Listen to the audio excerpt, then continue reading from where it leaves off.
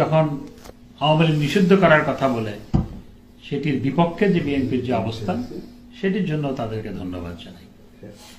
এবং একই সাথে আজকে যখন মুক্তিযুদ্ধকে অস্বীকার করার অপচেষ্টা হচ্ছে, সেটির বিরুদ্ধে বিএনপি অবস্থান নিয়েছে, সেজন্য তাদের ধন্যবাদ জানাই।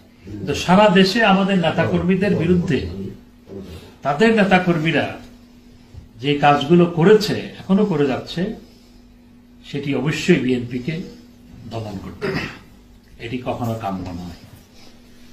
আমি বিভিন্ন মিডিয়ার সাক্ষাৎকারে আমাকে অনেকে জিজ্ঞেস করেছে যে আপনারা কি প্রয়োজন হলে, বিএনপি যদি বলে আপনারা যদি প্রয়োজন হলে গণতন্ত্রের জন্য একসাথে কাজ করবেন কিনা।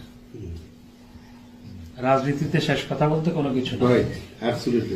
আমরা গণতন্ত্র রক্ষার জন্য আমরা যে কোনো গণতান্ত্রিক রাজনৈতিক দলের সাথে আমরা কাজ করতে আগ্রহী। আমরা 2006 সালে আন্দোলন করে বিএনপির বিরুদ্ধে আন্দোলন করেছিলাম। 2006 সালে আন্দোলন করে বিএনপি কে ক্ষমতা থেকে বিদায় নিতে হয়েছিল। এক বছর পর 2007 সালে আমরা বিএনপি সহ একত্রিত হয়ে তৎকালীন যে অস্বাভাবিক সরকার, আজকের মতো তখন আরেকটা সরকার ছিল, সেই সরকারের বিরুদ্ধে বিএনপি সহ একযোগে আন্দোলন করেছিল ঐক্যবদ্ধভাবে। সুতরাং আমাদের দেশে সেই উদাহরণ আছে।